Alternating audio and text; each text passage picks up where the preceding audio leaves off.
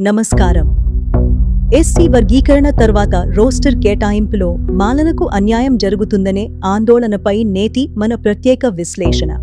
Supreme court తీర్పుతో రాష్ట్రాలు వర్గీకరణ అమలుకు సిద్ధమయ్యాయి. కానీ మాల వర్గాలు దీనిపై తీవ్ర అభ్యంతరం వ్యక్తం చేస్తున్నాయి. జనాభా శాతం ఎక్కువగా ఉన్న కొత్త రోస్టర్ విధానంలో దానికి తగిన ప్రాతినిధ్యం లభించడం లేదని మాలల వాదన. చరిత్రాత్మకంగా విద్య, ఉద్యోగాల్లో ముందున్న ఈ వర్గం ఇప్పుడు తమ అవకాశాలు తగ్గిపోతున్నాయని ఆవేదన చెందుతోంది.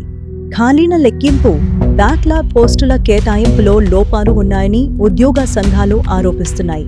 రాజకీయ లబ్ధి కోసమే ఈ విభజన జరుగుతోందన్న భావన మాల యువతలో అసంతృప్తిని పెంచుతోంది.